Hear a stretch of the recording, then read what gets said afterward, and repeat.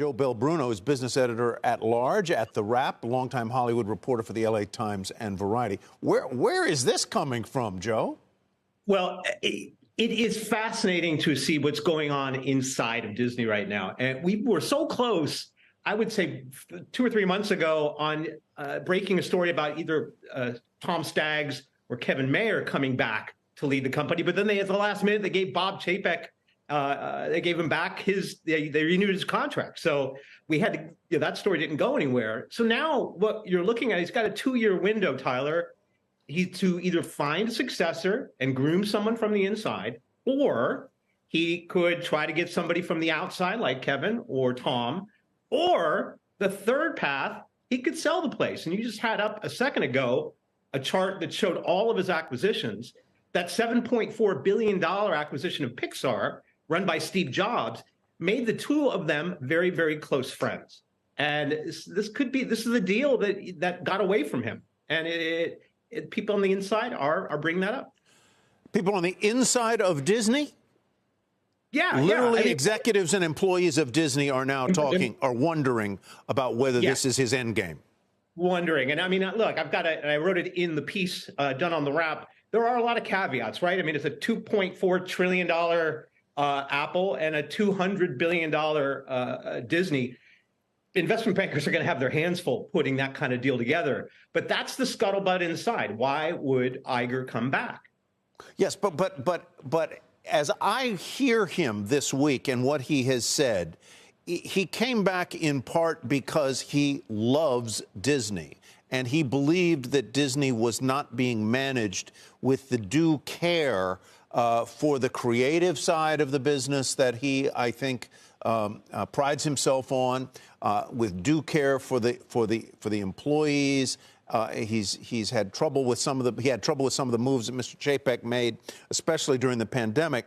That doesn't sound to me rhetorically like the kind of guy whose next move is going to be to bundle the business and sell it so that Disney then ceases to become an independent company. Well, I agree with everything that you just said. And that's certainly the caveat that I wrote in the story in that piece.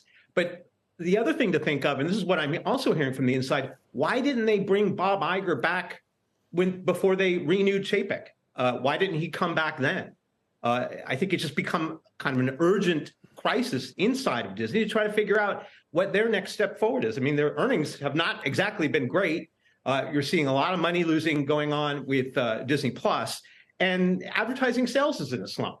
So this kind of a deal could actually give them a great, put them in this phone gets straight through to every consumer probably on the planet. It would be a great pipeline in order to do so. Yeah, interesting. So 5-6 months ago, Disney gives Chapek a brand new, lucrative, I'm sure, contract.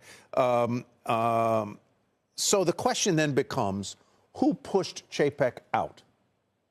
Who did it? Well, according to the stories that I'm reading or my own reporting, the board. I mean, they were getting very tired of what was going on inside the executive suites. And they were hearing, I presume, from executives on the inside. I presume they may also have been hearing from Mr. Iger himself. Well, that is a very interesting point. He never really let go of being CEO. From what I'm hearing from reports, he would still call up some of his former employees that run different departments there in the middle of the night or in the middle of the day to talk shop, right? So he's never really let go. And so this would just be, I think he's pretty plugged into all the executives there, and that's just what the rumor is inside. Yeah, I mean, he loves Disney clearly, and it took him several tries, am I recalling correctly, before he actually pulled his ripcord and left.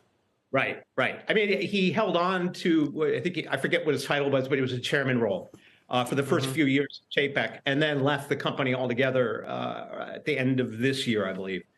Or at the end of last year, sorry. So, he's pretty plugged in. And this could be a fascinating story to play out for the world's largest entertainment company. Mr. Iger reportedly had a very good and close relationship with Steve Jobs. What do we know of his relationship with Tim Cook. I believe he was on the Apple board. I can't remember until I think he had to then step off the Apple board. I can't remember. Yeah, that I know that Steve Jobs certainly was on it when when they bought Pixar until his death. But yeah, the two of them were very, very close friends. They went on vacations together. I mean, their wives got along very well. They spent holidays. And so his relationship with Tim Cook, that I don't know specifically. I know that the two men know each other, and I know that they've had conversations, as you do if you're a chief executive at that level. Whether those conversations have been flirtatious is something I don't know yet, but I think we'll find out in the coming days, weeks, year. And it will be an interesting, fascinating story to watch over the next 2 years. Joe Bell, Bruno, thank you very much. Appreciate it. Thanks, Tyler.